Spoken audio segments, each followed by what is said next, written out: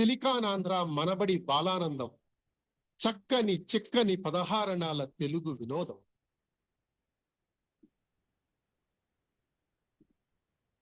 శ్రోతలందరికీ నమస్కారం. సిలికాన్ ఆంధ్ర మనబడి బాలానందం చక్కని చిక్కని 16 తెలుగు వినోదం శ్రోతలందరికీ స్వాగతం, సుస్వాగతం. ఈనాటి బాలానందాన్ని ఇలినాయ్ ప్రాంతంలో ఉన్న అరోరా మనబడి కేంద్రం బాలబాలికలు సమర్పిస్తున్నారు. ఈనాటి బాలానందం అత్తయ్యగా వ్యవహరిస్తున్నది నేను, ఉషా నారాయణ భట్ట. నాతో పాటు మా అరోరా మనబడి కేంద్ర సమన్వయకర్త కీర్తి గారు కూడా వ్యవహర్తగా విచ్చేశారు. ఏ కార్యక్రమం సుసంపన్నం అవ్వాలన్నా అది ఎందరో కృషి ఫలితమే కదా. అలాగే ఈనాటి కార్యక్రమం కోసం నాకు సహకరించిన మా ఇలినాయ్ ప్రాంత సమన్వయకర్త మాలతి గారు, మా అరోరా మనబడి కేంద్ర సమన్వయకర్త కీర్తి గారు, మనబడి గురువులందరికీ పేరు పేరున ధన్యవాదాలు. పిల్లలకు శిక్షణనిచ్చిన వారి తల్లిదండ్రులందరికీ హృదయపూర్వక ధన్యవాదాలు. అలాగే బాలానందం బృందానికి కూడా మా ప్రత్యేకమైన ధన్యవాదాలు. పిల్లల ప్రతిభా పాఠవాలకు ఆలవాలం మన బాలానందం కార్యక్రమం. ఈ రోజు కార్యక్రమంలో పాల్గొంటున్న పిల్లలు మనబడిలో బాలబడి నుంచి ప్రకాశం వరకు విభిన్న స్థాయిలలో తెలుగు నేర్చుకుంటున్నారు. ఈ కార్యక్రమానికి మేము ఎంచుకున్న నేపథ్యం ప్రాణి ప్రపంచం, జంతువులు, పక్షులు. సో ఈ రోజు ఈ పిల్లలందరూ నేర్చుకుంటున్న పద్యాలు, పాటలు, కథలు, కథానికలు, సంభాషణలు మొదలైన అనేక ప్రక్రియలతో మిమ్మల్ని అలరించడానికి సిద్ధంగా ఉన్నారు. ముందుగా మన బాలబడి చిన్నారులు కొన్ని జంతువులు, పక్షుల నేపథ్యంలో చిట్టి చిట్టి సరదా గేయాలు వినిపించడానికి సిద్ధంగా ఉన్నారు. ముందుగా శ్రీక, సిద్ధంగా ఉన్నావా? నమస్కారం, నా పేరు శ్రీక. నేను బుజ్జి మేక పాట. బుజ్జి మేక ఆడికెళ్తివి, రాజుగారి తోటలోన మేతకెళ్తిని. రాజుగారి తోటలోన ఏం చూస్తివి, రాణిగారి పూల చెట్ల చూస్తిని. పూల చెట్ల చూసి ఊరుకుంటివా, ఊరకోక పూల చెట్లని మేసి వస్తే తోటమాలి ఊరుకుంటుందా, ఊరకోక కొత్త వస్తే తొరమంటుంది. భలే చెప్పావు శ్రీక. మేక తుర్రుమందిట గడ్డి తినేసి. తర్వాత మనకి కైరా పబ్బ ఏనుగమ్మ ఏనుగు అంటూ ఇంకొక గేయం వినిపించడానికి ముందుకొచ్చేస్తోంది. కైరా, సిద్ధంగా ఉన్నావా? నమస్కారం, నా పేరు కైరా పాప. నేను బాలబడికి వెళ్తున్నా. ఏనుగమ్మ పాట. ఏనుగమ్మ ఏనుగు, ఏ ఊరొచ్చింది ఏనుగు, మా ఊరొచ్చింది ఏనుగు, మంచి నీళ్ళకి వచ్చింది ఏనుగు. ఏనుగమ్మ ఏనుగు, ఏ ఊరొచ్చింది ఏనుగు, మా ఊరొచ్చింది ఏనుగు, మంచి నీళ్ళకి వచ్చింది ఏనుగు. ఏనుగు నల్లాన, ఏనుగు కొమ్మల తెల్లాన, ఏనుగు మీద రాముడు ఎంతో చక్కని దేవుడు, ఏనుగు మీద రాముడు ఎంతో చక్కని దేవుడు. ధన్యవాదాలు. భలే చెప్పావు నాన్న కైరా.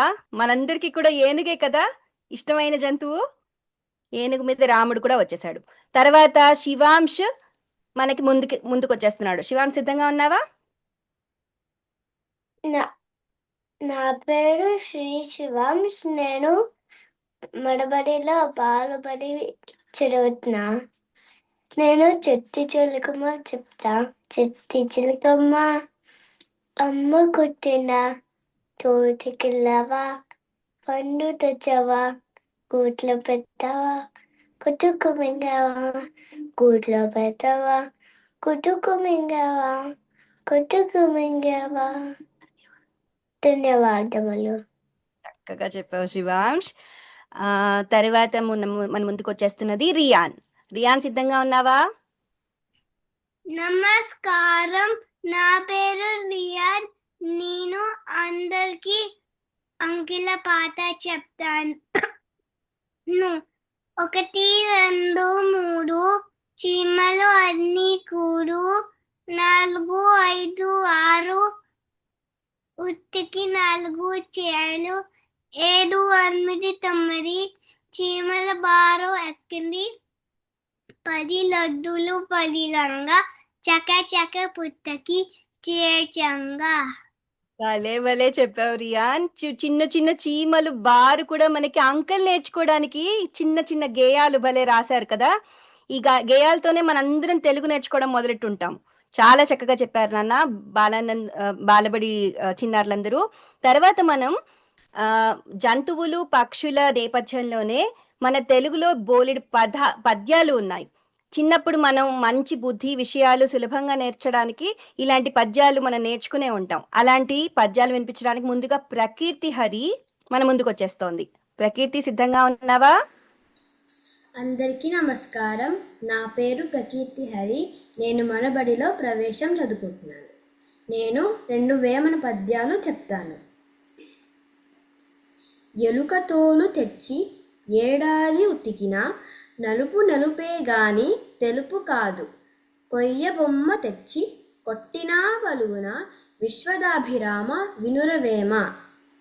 ఎలుక తోలు తెచ్చి ఎన్నిసార్లు ఉతికినా దాని రంగు నలుపే గాని తెలుపు అవదు.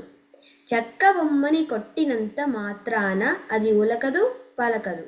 అంటే మనిషి నిజమైన స్వభావం అంత తేలికగా మారదు అని ఈ పద్యం యొక్క తాత్పర్యం. గంగి గోవు పాలు గరిటెడైనను చాలు, కడివెడైన నేమి ఖరము పాలు. భక్తి గలుగు కూడు పట్టదైనను చాలు, విశ్వదాభిరామ వినురవేమ. ఆవు పాలు ఒక్క గరిటైన చాలు, గాడిద పాలు ఎంత ఎక్కువ ఉన్నా వృథానే. ప్రేమతో భక్తితో పెట్టే అన్నం కొంచెమైనా చాలు అనేది ఈ పద్యంలోనే అర్థము. ధన్యవాదాలు. చక్కగా చెప్పానన్న ప్రకీర్తి. మనకి వేమన కవి గారు తన విశ్వదాభిరామ వినురవేమ అన్న సంతకంతో వేమన శతకం రాశారు కదా. అందులో చాలా చాలా పద్యాలు ఇలా జంతువుల నేపథ్యంలో పక్షుల నేపథ్యంలో మనకి చాలా మంచి విషయాలు నేర్పిస్తాయి. ఇలాంటి పద్యాలే మనకి ఇంకా చాలా శతకాలు ఉన్నాయి మనకి తెలుగులో. అలాంటి ఇంకొక శతకం నుంచి వినిపించడానికి మన షణ్ముఖవల్లి ముందుకు వచ్చేస్తోంది. సిద్ధంగా ఉన్నావా షణ్ముఖ? నమస్కారం. నా పేరు షణ్ముఖవల్లి. నేను మనబడిలో ప్రవేశం చదువుకుంటున్నాను. నేను బద్దెన రచించిన సుమతి శతకంలోనే 2 పద్యాలు ఈరోజు చెప్తాను. చీమలు పెట్టిన పుట్టలో పాములు కెరవైన ఎట్లు పామనదు తగన్. హేమంబు కూడా పెట్టిన భూమి సులపాల చేరు భూమిలో సుమతి. దాని తాత్పర్యం, ఎంతో కష్టపడి ఎంతో శ్రమ చేసి కూడబెట్టిన ధనం బలవంతులు దాన్ని దొంగలిస్తారు. చీమలు పెట్టిన పుట్టలో పాములు ఆక్రమిస్తాయి. పిసినారి కూడబెట్టిన ధనం రాజుల పాలు అవుతుంది. ఇప్పుడు ఇంకొక సుమతి పద్యం చెప్తాను. బలవంతుడు నాకేమని బలవుడితో నిగ్రహించి పలుకుట మేల. బలవంతమైన సర్పము చలచీమల చేత జిక్కి చావదు సుమతి. దాని తాత్పర్యం, తాను బలవంతుడు కదా అని అందరితో పోట్లాట పెట్టుకోకూడదు. ఎందుకంటే ఎంతో బలమైన పాము కూడా చలిచీమల చేత చిక్కితే మరణిస్తుంది. ధన్యవాదాలు. చక్కగా చెప్పావు నాన్న షణ్ముఖ. కేవలం మనుషుల గురించే కాదు, ఇలా జంతువులు పక్షుల్ని కూడా ఉదాహరణలు చెప్తూ మన కవులు వేమన గారు, బద్దెన గారు ఇలా చాలా పద్యాలు రాశారు. వారి సుమతి శతకం వేమన శతకంలోని పద్యాలు మన చిన్నారులందరూ చక్కగా వినిపించారు కదా. తర్వాత ఇలాగే తెలుగులో ఇంకొక పద్ధతిలో సామెతలు మీరందరూ వినే ఉంటారు. మన పెద్దవాళ్ళు చాలా మంచి విషయాలు చెప్పడానికి చెప్పే చిన్న చిన్న మాటలు చాలా సరదాగా ఉంటాయి కూడా. అలాంటివి మనకి జంతువులు పక్షుల నేపథ్యంలో ఉన్న చాలా సామెతలు ఉన్నాయి. వాటి గురించి చెప్పడానికి మన ముందుకు వచ్చేస్తోంది మన శ్రీకృతి. అందరికీ నమస్కారం. నా పేరు శ్రీకృతి పల్వ.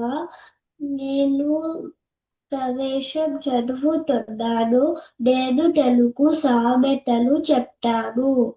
కాకి పిల్ల కాకికి ముందు, లేడికి లేచిందే పరుగు. ముందుండి ముసళ్ళ పండగ, ఈకలు పీకిన కోడి. పిట్ట కొంచెం కూతగనం, పాముకి పాలు పోసి పెంచినట్లు. కాకి ముక్కుకి దొడ్డ పన్ను అన్నట్లు. పులిని చూసి నక్క వాత పెట్టుకున్నట్లు. ఏనుగుని చూసి కుక్కలు ఒరిగినట్లు. ఏ పుట్టలో ఏ పాముందో కాకి గోల. భలే ఉన్నాయి కదా శ్రీకృతి చెప్పిన సామెతలు. మీరెవరైనా ఏమన్నా విన్నారా? మీకు ఏమైనా ఇష్టమైన ఉన్నాయా? నాకైతే చాలా ఇష్టమైన సామెత ఏంటో తెలుసా? కాకి పిల్ల కాకికి ముద్దు.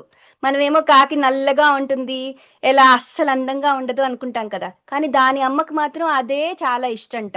అలాగే మనం అల్లరి చేసినా, మన పెద్దవాళ్ళ మాటలు వినకపోయినా, చాలా చాలా నాటీగా ఉన్న మనం మనం మాత్రమే మన తల్లిదండ్రులకి ప్రపంచంలో కల్లా చాలా అందమైన పాపలం కదా, ముద్దుగా కనిపిస్తాం.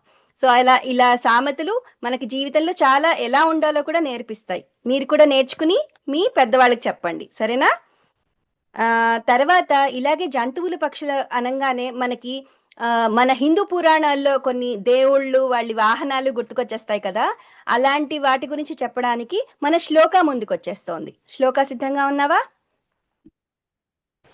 అందరికీ నమస్కారం. నా పేరు శ్లోక. నేను మనబడిలో ప్రవేశంలో చదువుకుంటున్నాను. నేను ఈరోజు దేవుళ్ళు వాహనాల గురించి మాట్లాడతాను. వాహనం అంటే ఆంగ్లంలో వెహికల్. అప్పట్లో దేవుళ్ళు ఉన్న కాలంలో మనకి ఇప్పుడు ఉండే వాహనాలు లేవు కాబట్టి దేవుళ్ళు జంతువుల్ని పక్షుల్ని వాడారు. ఇప్పుడు నేను కొన్ని దేవుళ్ళు వాహనాల పేర్లు చెప్తా. విష్ణు, గరుడ, లక్ష్మి, గుల్లగూబ, శివ, నంది, పార్వతి, పులి, గణేశ, మూషిక, సుబ్రహ్మణ్య, నెమలి, బ్రహ్మ, హంస, సరస్వతి హంస, దుర్గా, సింహం, ఇంద్ర, ఐరావతం, వాయు, 1000 గుర్రాలు, శని, కాకి, సూర్య, 7 గుర్రాలు, అగ్ని, మేఘ, చంద్ర, 10 గుర్రాలు, కృష్ణ, ఆవు, హనుమాన్, వంట, యమ, దున్నపోతు, అయ్యప్ప, పులి, కల్కి, తెల్లని గుర్రం. ఇంకా చాలా మంది దేవుళ్ళు వాహనాలు ఉన్నాయి. మీకు ఇంకా తెలుసుకోవాలంటే మీ ఇంట్లో పెద్దవాళ్ళు అడగండి. చక్కగా చెప్పావు నాన్న శ్లోక. మీ పెద్దవాళ్ళని అడగండి, లేకపోతే మన శ్లోకాన్ని అడగండి, బోలెడు తెలుసు కదా శ్లోకకి ఎన్ని గుర్తుపెట్టుకుని చెప్పేసిందో. చాలా బాగా చెప్పావు నాన్న. మీ అందరికీ ఇష్టమైన దేవుడు వాహనం ఏమైనా ఉందా? నాకైతే చాలా ఇష్టమైనది మన గణపతి చిట్టి ఎలుక, మూషిక కదా శ్లోక చెప్పింది, మూషిక. వినాయకుడేమో చాలా పెద్దగా ఉంటాడు, మన చిట్టెలుక మూషిక ఏమో చిన్నగా ఉన్నా కూడా అంత పెద్ద వినాయకుడు ఆ మూషిక మీద కూర్చుని అలా వేగంగా వెళ్ళిపోతాడట అందరి భక్తుల దగ్గరికి లడ్డూలు తినటానికి. ఎలాగో తెలుసా? అది మనకి ఇది అంత పెద్ద గణపతి ఇంత చిన్న మూషిక మీద కూర్చోవడం అంటే ఏంటంటే, మనం మెదడు ఉంటుంది కదా, మెదడులో చాలా థాట్స్, గందరగోళంగా చాలా ఆలోచనలు ఉంటాయి కదా, అవన్నీ అదుపులో పెట్టడం కోసం ఇలాంటి గుర్తులు మన మన పెద్దవాళ్ళు మన పురాణాల్లో పెట్టారట. అది ఈ మూషిక కథకి రిలేటెడ్. థ్యాంక్ యూ నాన్న, థ్యాంక్ యూ శ్లోక. ఇప్పటి వరకు మనం గేయాలు పద్యాలు వినేసాం కదా. ఇప్పుడు మనం జంతువులు పక్షుల గురించి కొన్ని కథల గురించి తెలుసుకుందాం. మీరు ఎప్పుడైనా జాతక కథలు, పంచతంత్ర కథల గురించి విన్నారా? మన చిన్నారులు ఇప్పుడు మనకి వాటి గురించి చెప్పడానికి ముందుకు వచ్చేస్తున్నారు. ముందుగా సంయుత మనకి జాతక కథల గురించి చెప్పడానికి వచ్చేస్తోంది. సిద్ధంగా ఉన్నావా సంయుత? అందరికీ నమస్కారం. నా పేరు సంయుత ఆడబాల. ఈరోజు నేను జాతక కథ గురించి వివరిస్తాను. జాతక కథలు భారతదేశంలో ప్రాచుర్యం పొందిన బుద్ధుని పూర్వజన్మల గురించిన జానపద కథల సమాహారం. క్రీస్తు పూర్వం 300-400 సంవత్సరం మధ్యలో రచించబడినట్టుగా చెప్పబడుతున్న ఈ కథలన్నీ పాలీ భాషలో లభ్యమయ్యాయి. తర్వాత అనేక భాషలలో తర్జుమా చేయబడ్డాయి. పీటీ సంఖ్య 550-600 మధ్యలో ఉంటుంది. ఈ కథలన్నింటిలోనూ సాధారణ మానవుడు పాటించవలసిన ధర్మాలు, నీతి, నిజాయితీలు, త్యాగం మొదలైన లక్షణాలతో పాటు చక్కని సందేశం కూడా అంతలేనంగా ఇమిడి ఉంటాయి. బుద్ధుడు తన పూర్వజన్మలలో వివిధ జాతులకు చెందిన మానవుడిగా, జంతువుగా జన్మిస్తాడు. చాలా కథలు ఇప్పుడు వారణాసి లేదా కాశీగా పిలువబడుతున్న బెనారస్ చుట్టూ అల్లబడ్డాయి. బౌద్ధుల సంప్రదాయం ప్రకారం గౌతముడు మొట్టమొదటిసారిగా ఈ నగరానికి కొద్ది దూరంలో ఉన్న సారనాథ్ అనే ప్రదేశం నుంచి ప్రారంభించదని ప్రతీతి. జాతక కథలలో ముఖ్యంగా రామ కథ, ఋష్యశృంగుని కథ చెప్పుకుంటారు. ఇప్పుడు మనం ఒక చిన్న జాతక కథ తెలుసుకుందాము. ఒక రాజుగారి దగ్గర 2 అందమైన తెలివైన రామచిలుకలు ఉండేవి. అవి ఆ రాజుగారి సభలో చక్కగా పాడేవి. కొన్ని రోజుల తర్వాత ఒక బోయవాడు రాజుగారికి ఒక కోతిని బహుమతిగా ఇచ్చాడు. ఆ కోతి వచ్చిన తర్వాత ఆ సభలో అందరూ కోతిని, దాని చేష్టలను వింతగా చూశారు. ఆ రామచిలుకలను పట్టించుకోవడం మానేశారు. అప్పుడు ఒక రామచిలుక రెండవ రామచిలుకతో, ఈ మనుషులంతా మనల్ని మర్చిపోయారు. మనం కూడా ఆ కోతి చేష్టలను చేద్దామా? అప్పుడు వీళ్ళందరూ మనల్ని చూస్తారు అని అనింది. కానీ రెండవ రామచిలుక మనం మనలనే ఉందాము, నెమ్మదిగా మనుషులు మన దగ్గరికి వస్తారు అని చెప్పింది. కొన్ని రోజులకి ఆ సభ అంతా కోతి చేష్టలకి విసిగిపోయి దానిని క్రమశిక్షణతో పెట్టలేకపోయారు. మళ్ళీ రామచిలుకలను వాటి ముద్దు మాటలను వినసాగారు. ఈ కథలోని నీతి ఏమిటంటే మనం మనలాగానే ఉండాలి, క్రమశిక్షణతో మెలగాలి, మంచి మాటలే మాట్లాడాలి. ధన్యవాదాలు. బాగుంది కదా సంయుత చెప్పిన జాతక కథల గురించి విశేషాలు కథ. ఈ జాతక కథలు బుద్ధుడు తన పూర్వజన్మల గురించి, కొన్నిసార్లు ఆయనే జంతువుగా పుట్టి ఇలాంటి కథల్లో దయ గురించి, తెలివిగా ఎలా వ్యవహరించాలి, మనం జీవితంలో మనం నేర్చుకోవాల్సిన బుద్ధి అండ్ అన్నిటి గురించి, చాలా మంచి మంచి విషయాల గురించి కథల్లో నీతితో చెప్తారు ఆయన. సో ఇలాంటి ఇంకొక కథల ప్రపంచం మన పంచతంత్రం. దాని గురించి చెప్పడానికి మన సహస్రం ముందుకు వచ్చేస్తోంది. సహస్రం, సిద్ధంగా ఉన్నావా? అందరికీ నమస్కారం. నా పేరు సహస్ర చింతమనేని. నేను ప్రవేశంలో చదువుతున్నాను. ఇవాళ నేను మీకు పంచతంత్ర కథల గురించి చెప్పబోతున్నాను. చాలా చాలా కాలం ముందు భారతదేశంలో ఒక గొప్ప పండితుడు ఉండేవాడు. ఆయన పేరు విష్ణు శర్మ. ఒక రోజు అమరశక్తి అనే మహారాజు విష్ణు శర్మ గారిని పిలిచి, నా 3 కుమారులకు మంచి రాజులుగా ఎలా ఉండేలో నేర్పండి అని చెప్పాడు. అప్పుడు విష్ణు శర్మ గారు ఆలోచించి, నేను వాళ్ళకు కథల ద్వారా అని నేర్పిస్తాను అని అన్నాడు. ఈ కథలను పంచతంత్ర కథలు అని పిలుస్తారు. పంచతంత్ర అంటే అర్థం తెలుసా? పంచ అంటే 5, తంత్ర అంటే నీతి లేదా పాఠం. కాబట్టి పంచతంత్ర అంటే 5 నీతులు అని అర్థం. ఏ రోజు మీకు అందులో నుంచి ఒక చిన్న కథ చెప్పబోతున్నాను. అనగనగా ఒక అడవిలో ఒక సింహం ఉండేది. ఆ సింహం చాలా గర్వంగా మరియు బలంగా ఉండేది. రోజు ఆ అడవిలో ఒక జంతువుని పట్టుకొని తినేసింది. కొన్ని రోజుల తరువాత అన్ని జంతువులు భయపడి ఒక ఆలోచన చేశాయి. అవన్నీ కలిసి సింహం దగ్గరికి వెళ్ళి, ఓ సింహమా, ప్రతిరోజు మరొక జంతువుని దగ్గరికి వస్తాము, మీరు ఆ జంతువుని తినండి అని చెప్పాయి. సింహం ఆ మాట విని సరే అంది. అప్పటి నుంచి ప్రతిరోజు ఒక జంతువుని సింహం దగ్గరకు వెళ్ళడం మొదలు పెట్టాయి. ఒక రోజు సింహం దగ్గరకు వెళ్ళేసింది ఒక చిన్న కుందేలు. ఆ కుందేలు చాలా చిన్నది, కానీ చాలా తెలివైనది. దానికి ఒక ఉపాయం తట్టింది.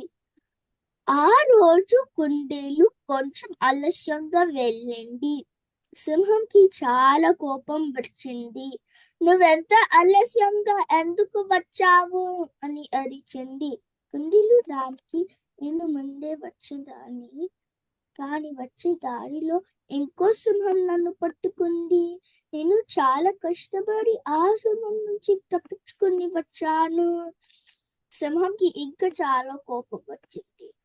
నేను కాకుండా వేరే సింహం నాకు చూపించు అన్నది. కుందేలు ఒక బావి దగ్గరికి తీసుకెళ్ళి చెప్పింది, ఆ సింహం ఈ బావిలోనే ఉంది. సింహం బావిలో చూసినప్పుడు తనని నీళ్ళలో చూసి అది ఇంకో సింహం అని అనుకుని గట్టిగా గర్జించింది. బావిలో నుంచి మళ్ళీ గర్జన వినిపించింది. కోపంతో సింహం బావిలో నుంచి మళ్ళీ బావిలో దూకింది. సింహం బావిలో పడిపోయి మళ్ళీ బయటకి రాలేదు. ఆ రోజు నుండి అడవిలో అన్ని జంతువులు సంతోషంగా భయపడకుండా జీవిస్తున్నాయి. ఈ కథలో నీతి ఏంటంటే, భుజబలం కన్నా బుద్ధి బలం ఎక్కువ. అందరికీ ధన్యవాదాలు. థ్యాంక్ యూ నాన్న. నీకు కూడా ధన్యవాదాలు సహస్ర. చక్కగా చెప్పావు. పంచతంత్రం అంటే 5 నీతులుట. మనకి ఒక నీతి చెప్పేసింది అప్పుడే సహస్ర కదా. ఇలాంటి చాలా చాలా కథలు ఉన్నాయి, సరదా కథలు పంచతంత్రలో. మీ అమ్మా నాన్నల్ని అడిగి ఈసారి మీరు ఇలాంటి కథలు చెప్పించుకుని మీరు కూడా ఎలాంటి నీతులతో ఎలా మెలగాలి, ఎలా తెలివిగా ఉండాలి, ఉపాయంతో అపాయాన్ని ఎలా తప్పించుకోవాలి, ఇలాంటి విషయాలన్నిటినీ నేర్చుకోండి. ఇలాంటి ఇంకొక కథ, సరదా కథ చెప్పడానికి మనకి ప్రకీర్తి హరి ముందుకు వచ్చేస్తోంది. ప్రకీర్తి, సిద్ధంగా ఉన్నావా? ఈ కథ పేరు కాకి పిచ్చుక. అనగనగా ఒక ఊర్లో ఒక కాకి ఒక పిచ్చుక ఉండేవి. కాకమ్మకి కర్రలిల్లు, పిచ్చుకమ్మకి పిడకల ఇల్లు ఉండేవి. ఒకసారి గాలివాన వచ్చి పిచ్చుకమ్మ పిడకల ఇల్లు కూలిపోయింది. అప్పుడు పిచ్చుకమ్మ కాకమ్మ కర్రలింటికి వెళ్ళి, కాకమ్మ కాకమ్మ తలుపు తీయవా, నా ఇల్లు వానలో కూలిపోయింది, చలికి గజగజ వణికిపోతున్నాను అంది. దానికి కాకమ్మ, నాకు నా పిల్లలకే చోటు సరిపోవడం లేదు, నేను తలుపు తీయను పో అంది. పిచ్చుకమ్మ చలికి వణికిపోతూ తల దాచుకునేందుకు నేలలో చిన్న గుంట తీస్తుంటే బంగారు నాణెం దొరికింది. అది చూసి ఇంకొంచెం పెద్ద గుంట తీసింది. అందులో పెద్ద బంగారు నాణాల మూట దొరికింది. ఆ డబ్బుతో పిచ్చుకమ్మ పెద్ద మేడ కట్టించుకుని పిల్లలతో హాయిగా ఉంది. కొంతకాలానికి మళ్ళీ గాలివాన వచ్చింది. ఈసారి కాకమ్మ కర్రలిల్లు కూలిపోయింది. అది పిచ్చుకమ్మ ఇంటికి వెళ్ళి తలుపు కొట్టింది. పిచ్చుకమ్మ కాకమ్మని లోపలికి ఆహ్వానించి అతిథి మర్యాదలు చేసింది. కాకి పిచ్చుకమ్మ అదృష్టాన్ని పొగిడింది. పిచ్చుకమ్మ జరిగిందంతా కాకమ్మకి చెప్పింది. కాకికి అసూయ కలిగింది. కాకమ్మ వెంటనే బయటికి పోయి ఒక గుంట తీస్తుంటే దానిని ఒక తేలు కుట్టింది. ఈ కథలో ఉన్న నీతి ఏమిటంటే, ఆపదలో ఉన్న వారికి సహాయం చేయాలి. ధన్యవాదాలు. చక్కగా చెప్పావు నాన్న ప్రకీర్తి. విన్నారు కదా, ఈ కథలన్నీ ఇలా వింటూ ఉంటే ఇంకా ఇంకా వినాలనిపిస్తుంది కదా. ఇలాంటి కథలు చదువుతుంటే మనకి వాటి గురించి వాటిలో ఉన్న జంతువులు పక్షులు మనుషులలా మాట్లాడుతున్నారు, మనుషులలా ప్రవర్తిస్తున్నారు. కాబట్టి వాళ్ళు ఆ ఆ కథల్లో ఆ విషయాలను ఇంకా తేలిగ్గా మనకు అర్థమయ్యేటట్టుగా చెప్తున్నారు కదా. సో ఇలాంటి కథలన్నీ చక్కగా మీరు కూడా ఇంకా ఇంకా చదివి ఇంకా ఇంకా మీ తల్లిదండ్రులతో చెప్పించుకుని మీరు కూడా అన్ని విషయాలు తెలుసుకోండి. ఇప్పుడు కథలు వినేసాం కదా మనం. తర్వాత మనకి ఆయుషి అకీరా ఇద్దరు అక్క చెల్లెళ్ళు చక్కగా ముస్తాబాయ్ వచ్చారు. వాళ్ళు మనకి జంతువులు పక్షుల గురించి బోల్డ్ విశేషాలు చెప్పడానికి ముందుకు వచ్చేసారు. సిద్ధంగా ఉన్నారా నాన్న? అందరికీ నమస్కారం. నా పేరు ఆయిషి కూచంపూడి. నేను మనబడిలో ప్రకాశం చదువుతున్నాను. నా చెల్లి. అందరికీ నమస్కారం. నా పేరు అకిరా కూచంపుడి. నేను మనబడిలో ప్రసూనం చదువుతున్నాను. ఇప్పుడు మేము పెద్ద చిన్న జంతువుల గురించి పక్షుల గురించి చెప్పుకుంటాము. భూమి మీద అతి పెద్ద జంతువు తెలుసా? నాకు తెలుసు. అది ఏనుగు. ఏనుగు బరువు 6 నుండి 7 మీటర్లు ఉంటుంది. బరువు 5000 కిలోలు ఉంటుంది. ఇప్పుడు నేను ఏనుగు గురించి చెప్తాను, విను. ఏనుగు అడవిలో పెద్ద చెట్లను కూల్చి కొత్త మొక్కలు పెరగడానికి సహాయపడుతుంది. ఇది మనుషులకు కూడా ఉపయోగపడే తెలివైన జంతువు. భూమి మీద చిన్న జంతువు ఏమిటి? చీమ. చీమ బరువు 2 నుండి 5 మిల్లీమీటర్లు ఉంటుంది. ఇప్పుడు నేను చీమ గురించి చెప్తాను, విను. చీమలు నేలను పొడిగా ఉంచి గాలి వెళ్ళేలా చేస్తాయి. అవి చిన్న చిన్న ఆహారం సేకరించి సమూహంగా పనిచేస్తాయి.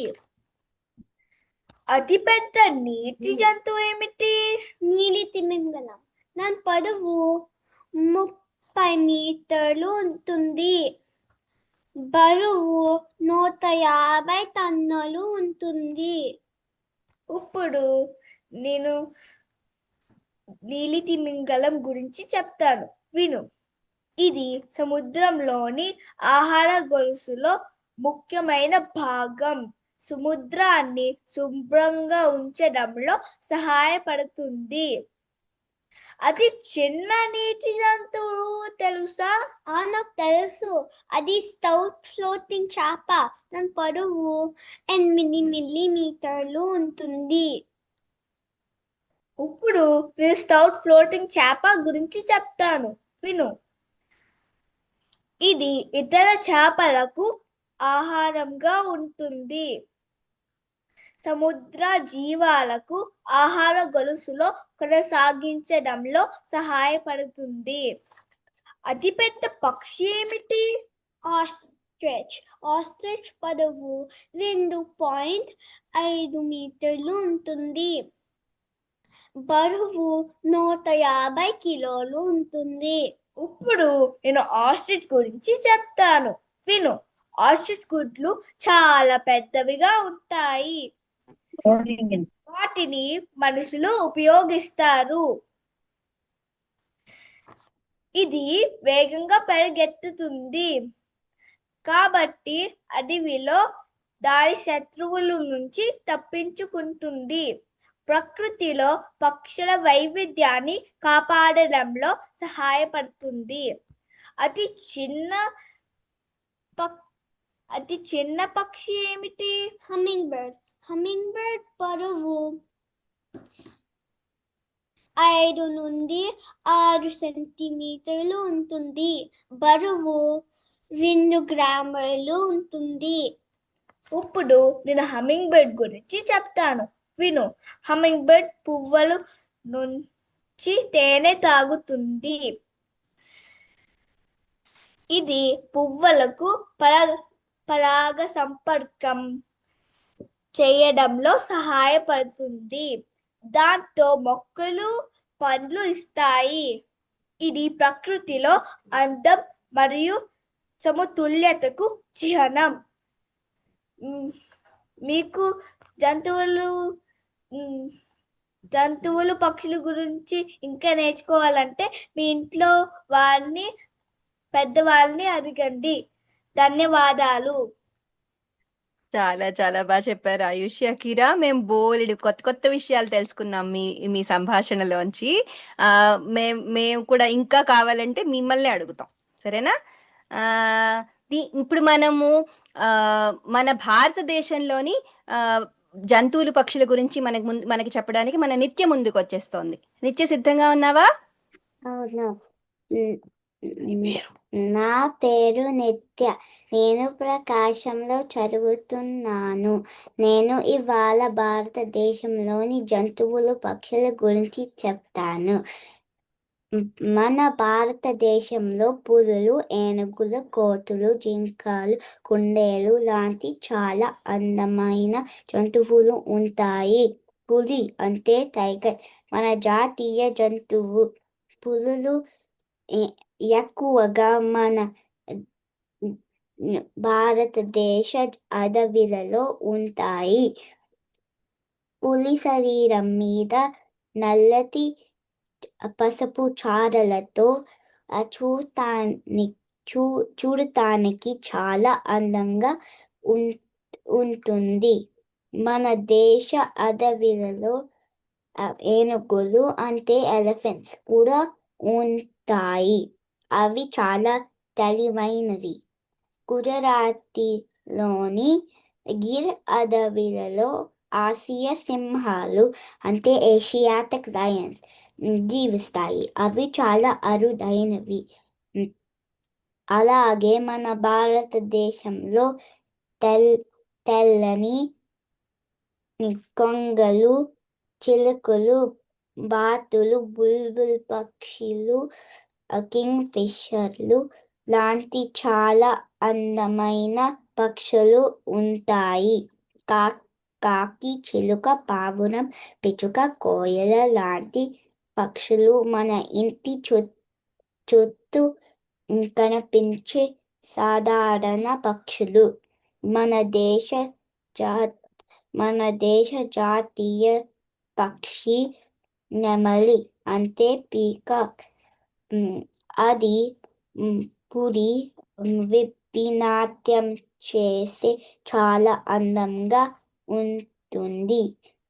పులి, నెమలి రెండు మన దేశానికి ఎంతో ప్రత్యేకమైనవి. అందుకే మన భారతదేశం ప్రాజెక్ట్ టైగర్ మొదలుపెట్టింది. పులులను కాపాడి వాటిని వేటాడకుండా చూస్తారు. నేను హైదరాబాద్లోని నెహ్రూ జూలో సింహాలు, పులులు, ఏనుగులు, రైనోసోరస్ వాటి పెద్ద జంతువులు చూశాను.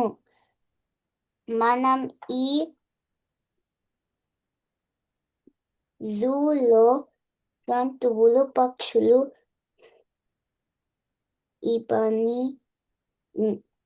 కలిగించకూడదు. మనం ఈ జంతువులు, పక్షులు కాపాడి ఎందుకంటే అవి లేకపోతే ప్రకృతి అందంగా ఉండదు. చాలా చక్కగా చెప్పావు నాన్న నిత్య. నిజమే కదా, ఈ జంతువులు పక్షులు ఉండడం వల్లే కదా మన ప్రకృతి ఇంత అందంగా ఉంటుంది.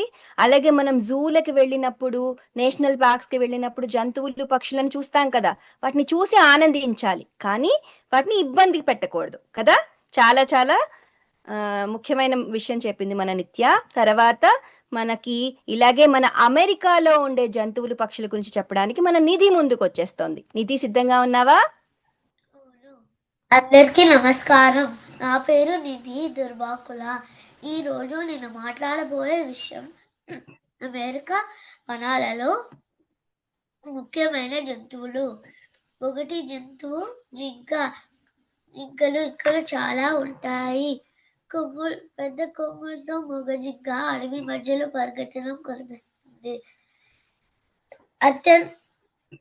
అన్నిటికంటే అత్యంత పెద్ద జింక ఎల్క్. నేను ఎల్క్ని యెల్లోస్టోన్ లో చాలా చూశాను. తర్వాత జంతువు ఎలుగుబంటి. ఎలుగుబంట్లు 3 రకాల రంగుల్లో ఉంటాయి. తెలుపు, నలుపు, గోధుమ రంగులో ఉంటాయి. తెల్ల ఎలుగుబంటి అన్నిటికంటే పెద్దది. నల్ల ఎలుగుబంటి అన్నిటికంటే చిన్నది. తెల్ల ఎలుగుబంటి అలాస్కాలో మాత్రమే ఉంటుంది. నల్ల ఎలుగుబంటి మిగతా వనాలలో ఉంటాయి. తర్వాత జంతువు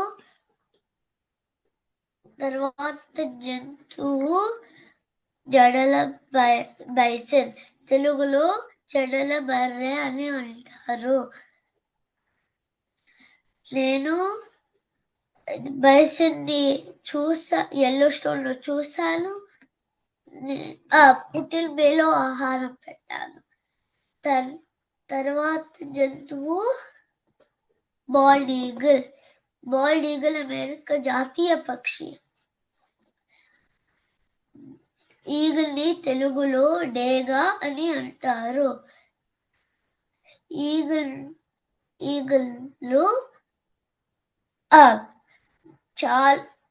అన్ని వనాలలో ఉంటాయి. అలాస్కాలో చాలా ఉంటాయి. మా తర్వాత తరాలలో ఈ జంతువులని చూడాలంటే మనం ప్రకృతిని కాపాడాలి. ఎందుకంటే ప్రకృతి మన ఇల్లు, జంతువులు మన స్నేహితులు. ధన్యవాదాలు. చాలా చక్కగా చెప్పావు నాన్న నిధి. నిజమే కదా, జంతువులు మన స్నేహితులు. జంతువులు ఉంటేనే మన ప్రకృతి అందంగా ఉంటుంది. మీరు నిధి చెప్పిన నేషనల్ పార్క్స్, అలాస్కా, ఎక్కడికైనా మీరు సెలవులకు వెళ్తే తను చెప్పిన ఆ జంతువులన్నిటిని చూసి రండి, సరేనా? తర్వాత మనకి మనం జంతువుల గురించి మాట్లాడుకున్నాం కదా, జంతువులు పక్షులు. కానీ మన ప్రాణి ప్రపంచంలో ఇంకొక ముఖ్యమైన ప్రాణి ఏంటి? కీటకాలు కదా.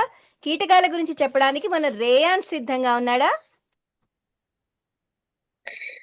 అందరికీ నమస్కారం. నా పేరు రేయాన్స్. నేను ఇప్పుడు కీటకాల ప్రపంచం గురించి చెప్తాను. మన చుట్టూ ఎన్నో రకాల కీటకాలు ఉంటాయి. అవి చాలా చిన్నవైన ప్రకృతిలో చాలా ముఖ్యమైన పాత్ర పోషిస్తాయి. కీటకాలు నేల మీద, మొక్కల మీద, నీటిలో కూడా జీవిస్తాయి. అతి పరిచయం ఉన్న కీటకాలలో చీమలు, ఈగలు, సీతాకోకచిలుకలు, తేనెటీగలు, దోమలు ముఖ్యమైనవి.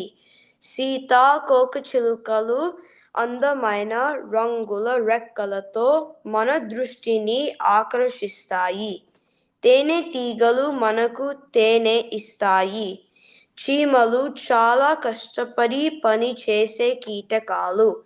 అవి మనకు కష్టపడి పని చేయడం నేర్పుతాయి. అంతేకాకుండా కొన్ని కీటకాలు పంటలను నాశనం చేస్తాయి. కొన్ని రోగాలు కూడా కలుగజేస్తాయి. దోమలు మలేరియా, డెంగ్యూ వంటి వ్యాధులకు కారణం. అందుకే మనం శుభ్రత చర్యలను పాటించాలి. కీటకాల ప్రపంచం మనకు ప్రకృతితో జత కలిసే అవకాశాన్ని ఇస్తుంది. వాటిని గమనించడం, వాటి గురించి తెలుసుకోవడం చాలా ఆసక్తికరంగా ఉంటుంది. చక్కగా చెప్పావు నాన్న రేయాన్స్. ముఖ్యమే కదా, మనం జంతువులు పక్షులే కాదు కీటకాల గురించి కూడా తెలుసుకోవడం చాలా చాలా ముఖ్యం. ఎందుకంటే మన చుట్టూ ఉంటాయి అవి కదా.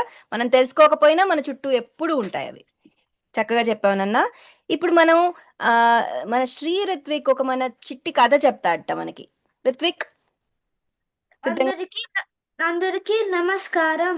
నా పేరు శ్రీ రుత్విక్ ముక్కామల. నేను ప్రకాశం చదువుతున్నాను. నేను ఇప్పుడు చీమల పుట్ట అనే కథ చెప్పుతాను. అనగనగా ఒక అడవిలో చాలా చీమలు ఉన్నాయి. అవి కష్టపడి పని చేసి పుట్ట కట్టుకున్నాయి. అందులో ఒక చీమకి బద్ధకం ఎక్కువ, క్రమశిక్షణ తక్కువ. మిడతలు, ఆరుద్ర పురుగులు, కీచురాళ్ళు ఎప్పుడు చక్కగా ఆడుకోవటం చూసింది. చీమ కూడా పని చేయకుండా అలా ఆడుకోవాలి అనుకునేది. ఒకరోజు ఆ చీమ ఒక ఆకు మీద పడుకుంది. ఇంతలో పెద్ద గాలివాన వచ్చింది. పెద్ద గాలికి ఆ ఆకుతో పాటుగా చీమ పైకి ఎగిరి దూరంగా ఉన్న ఒక చెట్టు కొమ్మ మీద వాలింది. ఒకసారి గాబరాగా కిందకు చూసిన చీమకు మిడతలు, ఆరుద్ర పురుగులు, కీచురాళ్ళు వానలో కొట్టుకుపోతూ కనిపించాయి. పుట్టలో చీమలు మాత్రం క్షేమంగా ఉండటం గమనించింది. కష్టపడి పని చేయటం వల్ల ఎంత ఉపయోగమో గ్రహించింది. అప్పటి నుండి ఆ చీమ కూడా బతుకు వదిలి క్రమశిక్షణతో పని చేయటం నేర్చుకుంది. ఈ కథ నీతి ఏమిటంటే బతుకు వదిలి క్రమశిక్షణగా ఎప్పటి పనులు అప్పుడే పూర్తి చేసుకోవాలి. ధన్యవాదాలు. బాగా చెప్పావు నాన్నశ్రీ. ఇప్పుడు మన దండోరాకు సమయం అయింది. దండోరా అనే కార్యక్రమం ద్వారా సిలికాన్ ఆంధ్ర వారి వార్తలు వినవచ్చు. ఆలస్యం ఎందుకు, దండోరా వేసుకుందామా మరి?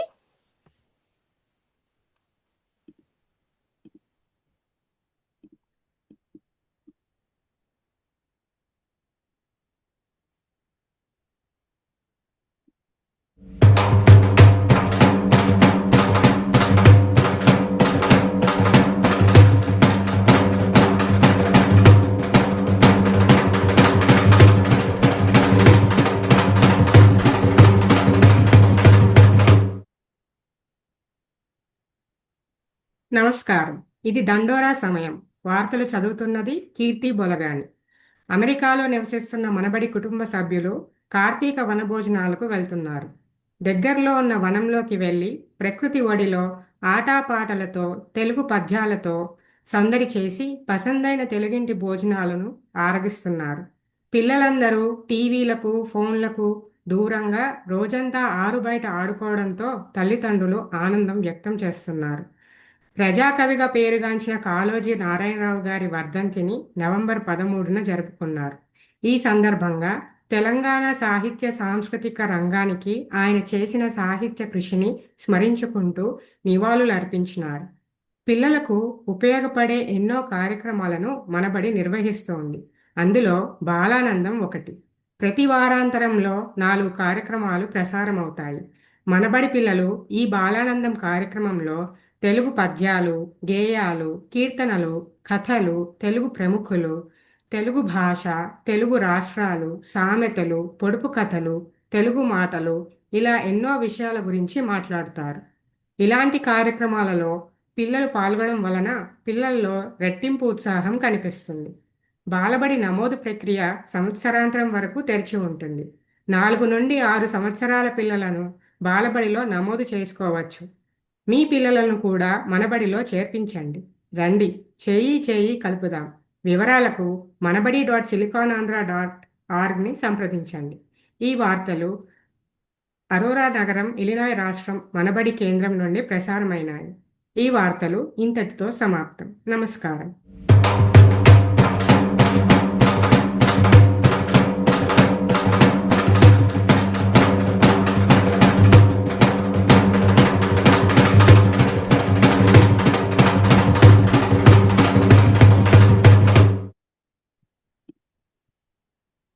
విన్నారు కదా మన దండోరా వార్తల్ని.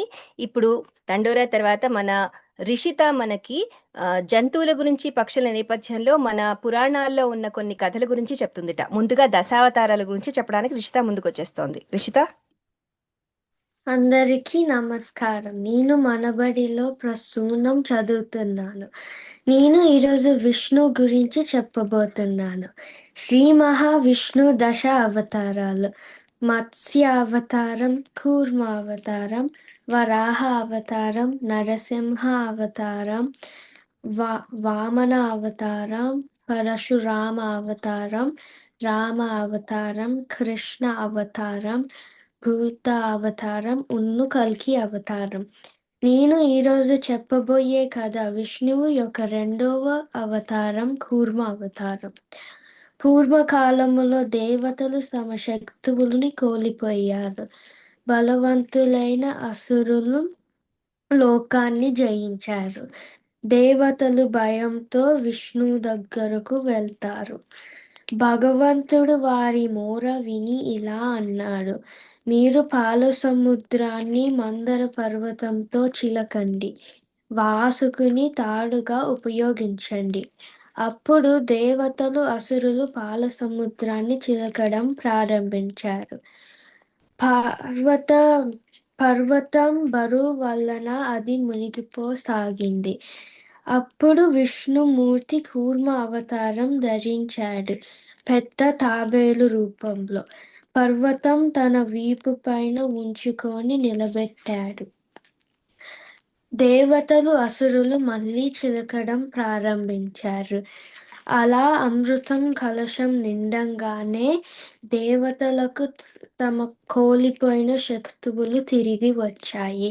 ఈ విధముగా విష్ణుమూర్తి కూర్మ అవతారములో దేవతలకు సహాయం చేశారు. ధన్యవాదాలు నాన్న రిషిత. తర్వాత మనకి ఇంకొక అవతారం గురించి చెప్పడానికి మన తన్వి ముందుకు వచ్చేస్తోంది. తన్వి, సిద్ధంగా ఉన్నావా? అందరికీ నమస్కారం. నా పేరు తన్వి. నేను ప్రసన్నంలో చదువుతుంటున్నాను. నేను వరాహమూర్తి అవతారం కథ చెబుతాను. హిందువు పురాణాల ప్రకారం వరాహ అవతారం శ్రీ మహావిష్ణు దశావతారాల్లో మూడవది. మహాలక్ష్మిని సంబోధించి శ్రీపదాన్ని చేర్చి శ్రీవరాహమూర్తి అని ఈ అవతారంని పిలుస్తారు. హిరణ్యాక్షులను శక్తుల పట్ల అహంకరించి తన దుర్బుద్ధితో భూమిని సముద్రంలోకి తీసుకువెళ్ళి పాతాళంలో దాచి పెడతారు. భూమిని ఇలా సముద్రంలో మునగడంతో దేవతలు బ్రహ్మదేవుని దగ్గరికి వెళతారు. బ్రహ్మదేవుడు వారితో కలిసి శ్రీ మహావిష్ణువును ప్రార్థిస్తారు. మహావిష్ణువు వారిని కాపాడడానికి సిద్ధపడతారు. అప్పుడు విష్ణువు బ్రహ్మ నాసిక నుండి చిన్న వరాహ రూపం ఉద్భవిస్తాడు. ఈ చిన్న వరాహం పెరిగి భయంకరమైన రూపం దాచి పెద్ద గర్జన చేస్తుంది. ఆ తర్వాత వరాహమూర్తి భూమిని సముద్రము వెతుక్కుంటారు. తన గ్రహణ శక్తితో భూమి ఎక్కడ ఉందో తెలుసుకుంటారు. పాతాళంలో ఉన్న భూమిని తన కర్రలపై నిలబెట్టుకుని వస్తున్న వరాహని చూసి హిరణ్యాక్షుడు అడ్డుపడతారు. వీరి ఇద్దరి మధ్య భయంకర యుద్ధం జరుగుతుంది. హిరణ్యాక్షుడిని వరాహమూర్తి సంహరిస్తారు. ఆ తర్వాత తన కర్రలపై భూమిని పైకి లేపి యథాస్థానంలో ఉంచి లోకాలను తిరిగి ప్రశాంతంగా మారుస్తారు. వరాహ అవతారం ప్రాముఖ్యత. ఈ అవతారం ధర్మాన్ని నిలబెడుతుంది మరియు చెడుపై మంచి సాధించిన విజయాన్ని సూచిస్తుంది. విష్ణువు సృష్టిని మరియు భూమిని రక్షిస్తారని ఇది తెలియజేస్తుంది.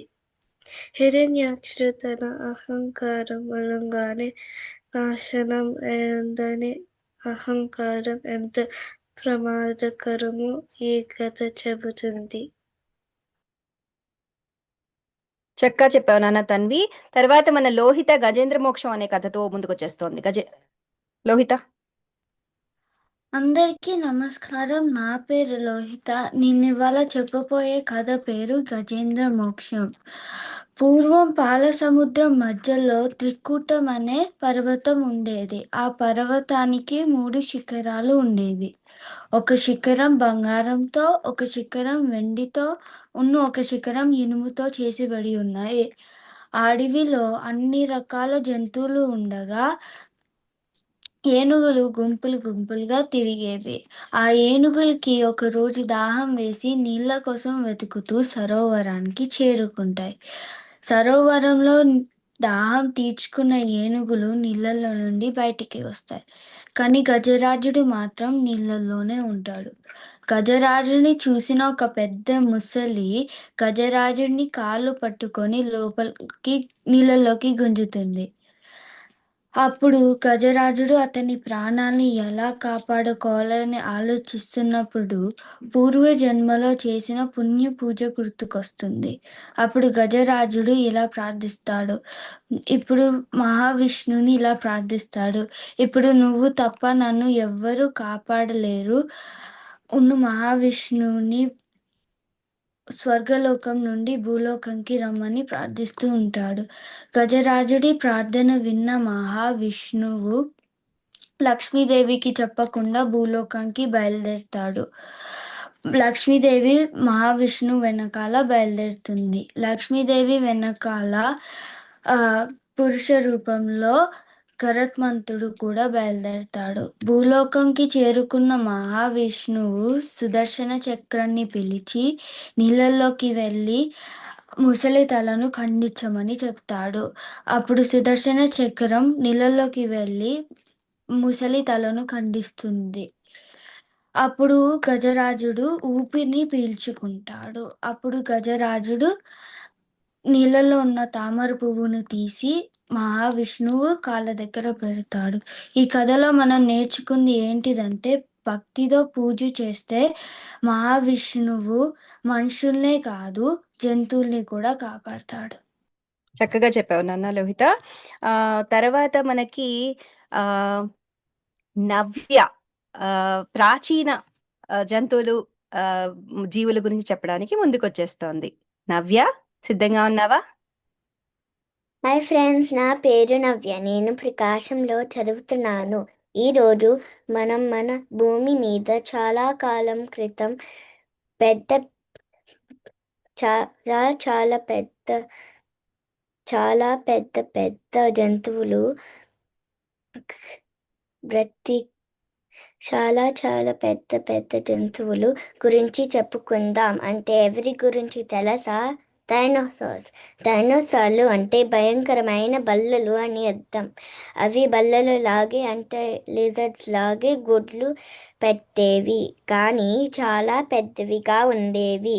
డైనోసార్ల ప్రపంచం చాలా అద్భుతమైనది. ఆ సమయంలో చాలా ఆసక్తికరమైన జీవులు ఉండేవి. ఇప్పుడు కొన్ని ప్రసిద్ధ డైనోసార్ల గురించి తెలుసుకుందాం. ముందుగా టీరెక్స్. దాని పేరు టైరానోసారస్ రెక్స్. అది డైనోసార్ల రారాజు, అంటే కింగ్ అన్నమాట. చాలా పెద్ద పళ్ళు ఉండేవి. వేరే జంతువులను వేటాడి తినేది.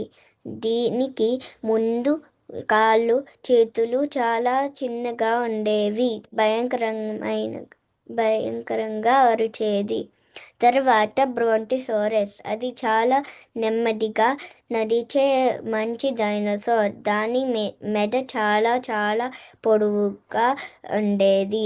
అది మన స్కూల్ బస్ కంటే పెద్దగా ఉండేది.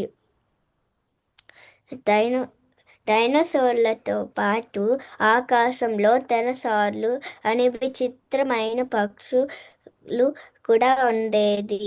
వాటికి రెక్కలు ఉండేవి. అవి గాలిలో ఎగిరేవి.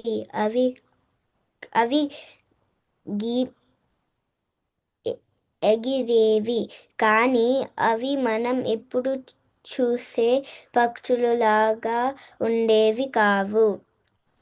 చాలా కాలం తర్వాత భూమి మీద వాతావరణం మొత్తం మారిపోయింది. ఒక పెద్ద ఉల్కాపాతం పెద్ద మీటియోర్ రాయి భూమిని ఢీకొట్టింది. దాని వల్ల ఆహారం దొరక చలి ఎక్కువై ఈ పెద్ద జంతువులు అని చనిపోయాయి.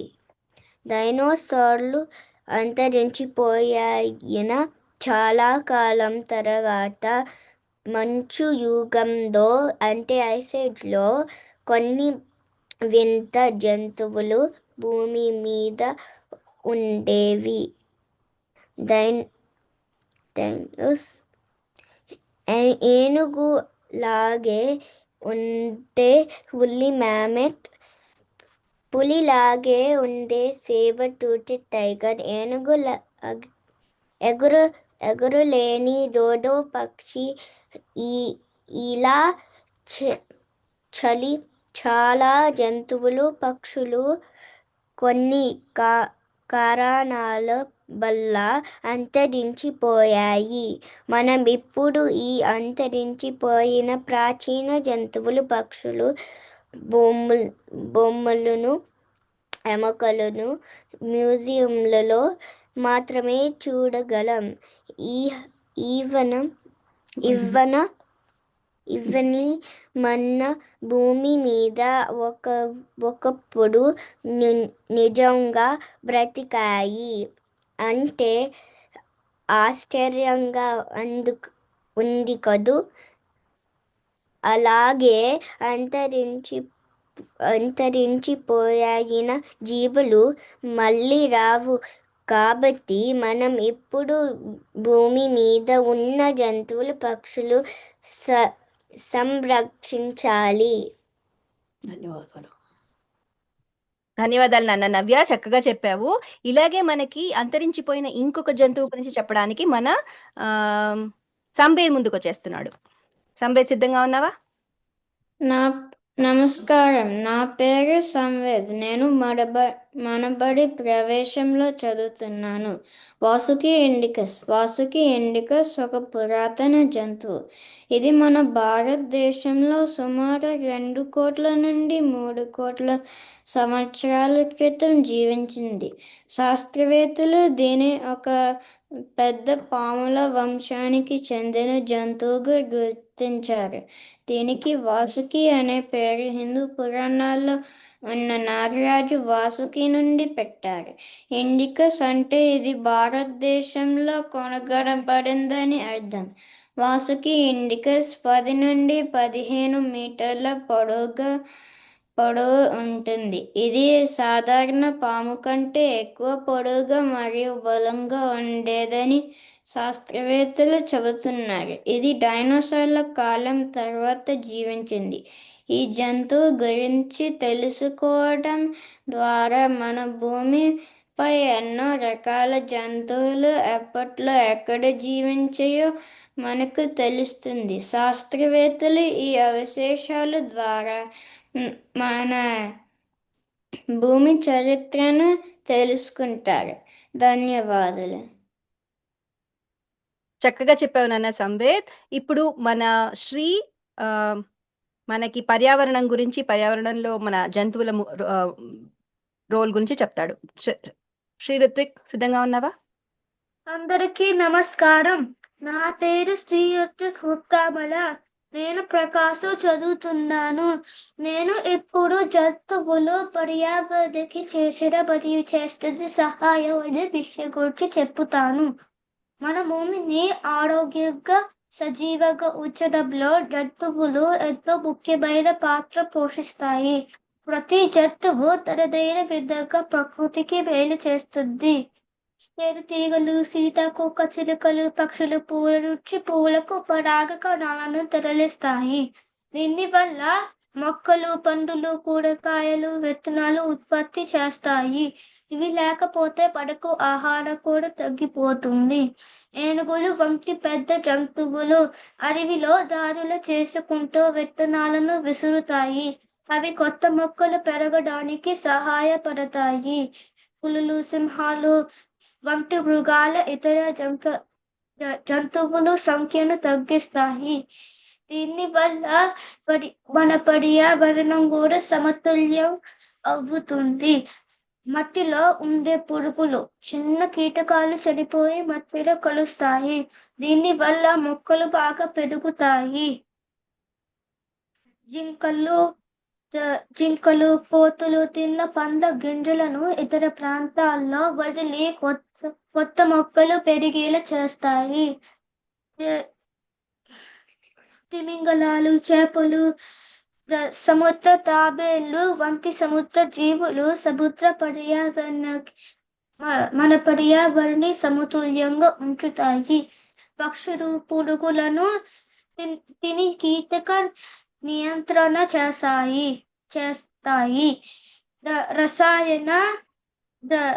రైతులు రసాయన మందులు తగ్గించుకోవడానికి ఇది సహాయం చేస్తుంది. కుక్కలు, ఎద్దులు, గుర్రాలు మనుషుల పనిలో భాగమయ్యి మన జీవితానికి తోడ్పడుతున్నాయి.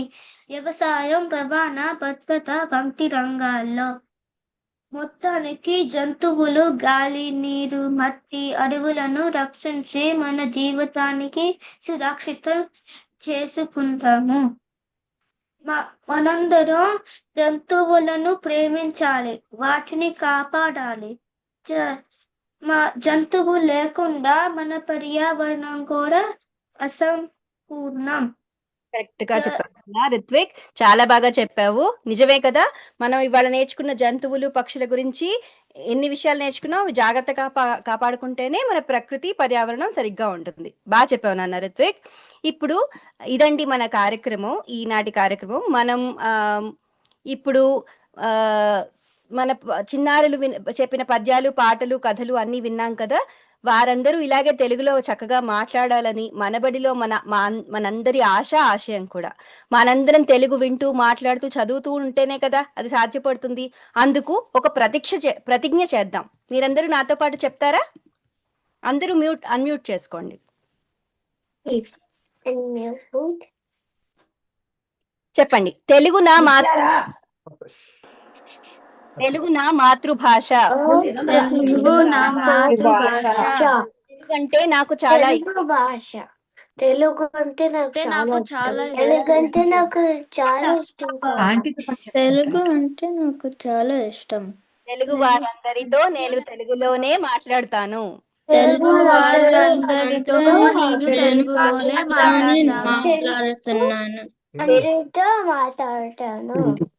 చాలా చదువుతాను.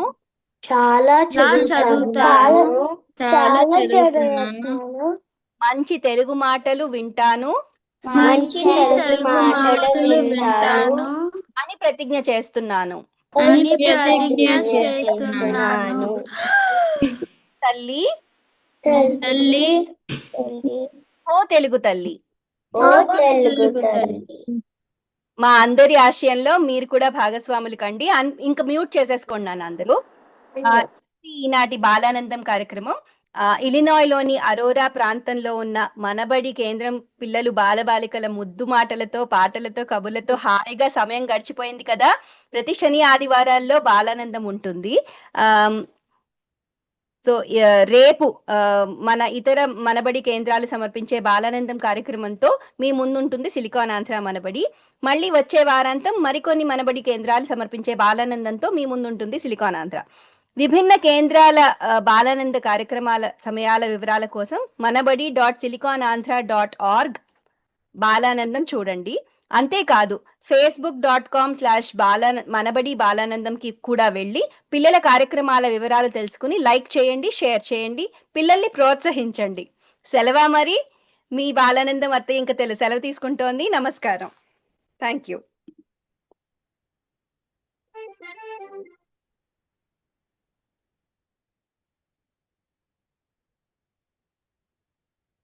I think it's done. Thank you so much, folks. We are not on live anymore. చక్కగా చెప్పారు అందరూ. Thank you. Okay, you're signing off. Thank you అండి. అందరికి గుడ్ జాబ్. చాలా పేరెంట్స్ కి కూడా చాలా పేరెంట్స్ కి, ఉషా గారికి, పిల్లలకి చాలా చాలా ధన్యవాదాలు. చాలా ఓపిక్గా 10 నిమిషాలు లేట్ అయినా చాలా సక్రమంగా చేశాము. చాలా బాగా జరిగింది. చాలా అన్- అన్- comments కూడా వస్తున్నాయి. అందరూ విన్న వాళ్ళందరూ కూడా చక్కగా పంపిస్తున్నారు, బాగా జరుగుతుంది అని. So happy. Thank you. Hello thank you all. Hello thank you. ఇంకా రిలాక్స్ అయిపోండి, వీకెండ్ ఎంజాయ్ చేయండి. ఇంకా చెప్పండి. హలో మేడం, ఇప్పుడు మళ్ళీ ఇంకో షో ఉందిగా మేడం, మళ్ళీ 1:30కి. కాదండి, అది వేరే వాళ్ళది. అది కాదండి, ఓకే అయిపోయింది. ఓకే అండి. మా పిల్లలు ఓకే మళ్ళీ అండి, బాయ్. అంటే చెప్పడానికి రెడీగా ఉన్నారు, మీకు కావాలంటే. ఓకే అండి, బాయ్ అండి. బాయ్ అండి. థ్యాంక్ యూ అండి. వెల్కమ్ అండి.